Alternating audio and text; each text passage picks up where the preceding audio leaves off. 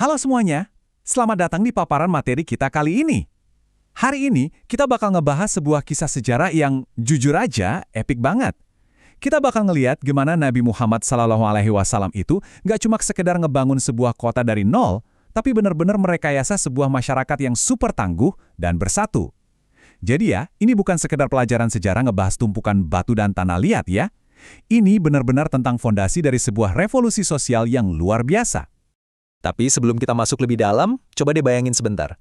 Kalian pernah nggak sih pindah rumah atau pindah kota gitu? Prosesnya tuh, wah ribet kan? Kalian harus ngepak barang, ninggalin zona nyaman, terus harus adaptasi lagi di lingkungan yang benar-benar baru dan asing. Belum lagi nyiapin mental buat kenalan sama tetangga-tetangga baru, menguras tenaga dan emosi banget kan? Nah, coba tahan perasaan itu, karena persis dari titik itulah kisah epik kita ini bermula.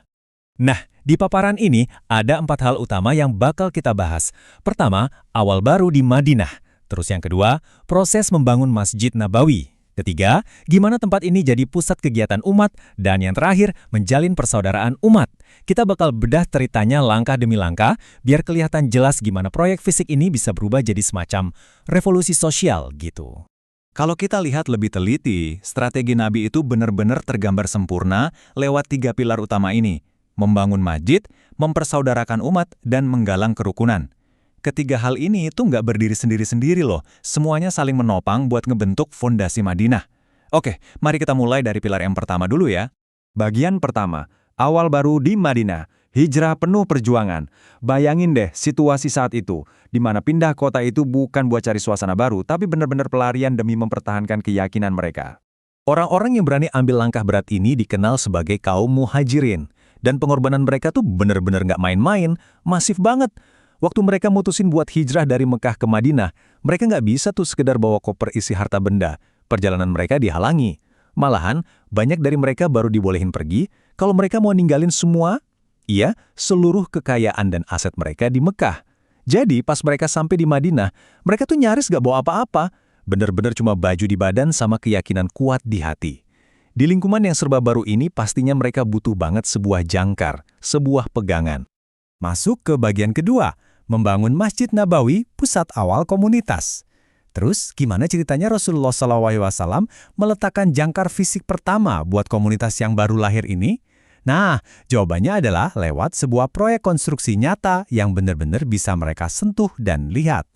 Tahu nggak sejarah nyatet detail yang unik banget soal lokasi masjid ini? Lokasinya tuh nggak dipilih secara acak atau cap-cip-cup gitu loh. Tapi dipilih tepat di tempat onta yang ditunggangi Nabi itu pertama kali berhenti dan berlutut. Menariknya lagi, tanah itu awalnya adalah tempat penjemuran kurma milik 2 anak yatim namanya Suhail dan Sahel. Waktu itu mereka diasuh sama Asad bin Zararah. Dan bagian terbaiknya, Nabi Muhammad SAW nggak lantas main ambil aja tanah itu mentang-mentang beliau pemimpin. Nggak sama sekali. Beliau dengan penuh rasa hormat beli tanah itu dengan harga yang adil sebelum mulai ngebangun apapun. Nah, kalau ngomongin proses pembangunannya, ini benar-benar merakyat dan membumi banget. Tahapannya sederhana. Pertama, setelah tanah dibeli, mereka harus bersihin area itu dari pohon-pohon kurma, terus mindahin beberapa kuburan tua dengan sangat hati-hati. Habis itu, barulah fondasi dibuat dari batu-batu keras. Dindingnya dari bata tanah liat yang dicetak pakai tangan. Terus, tiang-tiangnya pakai batang pohon kurma asli dan atapnya dianyam dari pelepah dan daun kurma. Sangat-sangat sederhana, tapi dibangun dengan dedikasi 100%.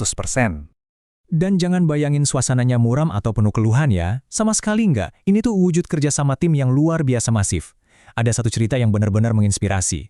Waktu itu Rasulullah SAW sendiri sampai ikut turun tangan bawa batu-batu berat, kerja bareng sahabat-sahabatnya. Pas beliau lihat ada satu orang yang udah capek banget, tapi maksa angkat 2 batu besar sekaligus, Nabi langsung nyemangatin dia dan bilang kalau dia bakal dapat 2 ganjaran.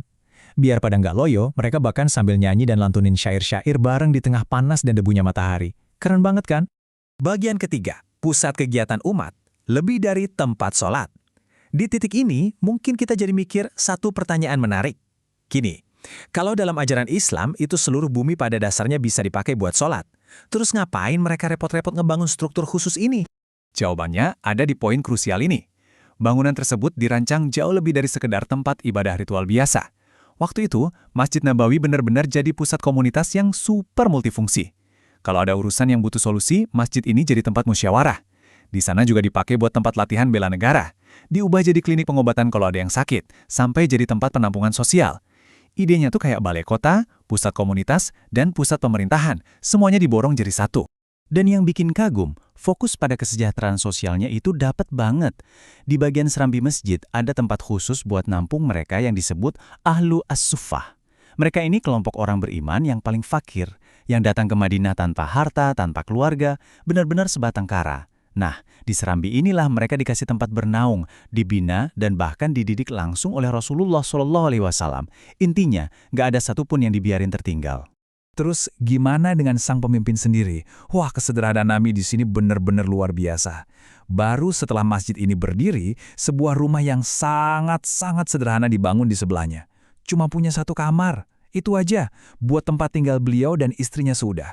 Coba bayangin, 7 bulan pertama nyampe di Madinah, pemimpin revolusi ini bahkan nggak punya rumah sendiri loh. Beliau tinggal sebagai tamu di rumah seorang sahabat bernama Abu Ayyub Al-Ansori. Beliau benar-benar naruh kepentingan umat jauh di atas kenyamanan pribadinya.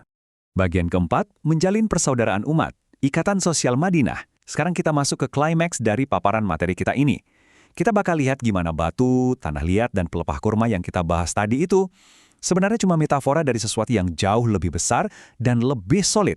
Gini, sama halnya kayak proses mereka bahu-membahu nyusun batu bata buat bikin bangunan yang kokoh, proses fisik ngebangun masjid ini tuh secara aktif juga lagi ngebentuk sebuah konsep sosial yang namanya ukhuwah atau persaudaraan. Bayangin, ketika kaum muhajirin yang udah kehilangan segalanya ini berkeringat bareng penduduk asli Madinah, semua perbedaan di antara mereka tuh perlahan melebur. Tembok kecurigaan runtuh seketika dan digantiin sama fondasi persaudaraan yang benar-benar tak tertembus. Makna mendalam ini tuh kerekam dengan indah banget dalam sebuah hadis riwayat Bukhari dan Muslim. Rasulullah SAW bersabda, sesungguhnya orang mukmin yang satu dengan yang lain seperti bangunan yang sebagian menguatkan sebagian yang lain. Dan buat ngebuktiin kata-kata itu, beliau meragain dengan menyilangkan dan merapatkan jari-jari dari kedua tangannya.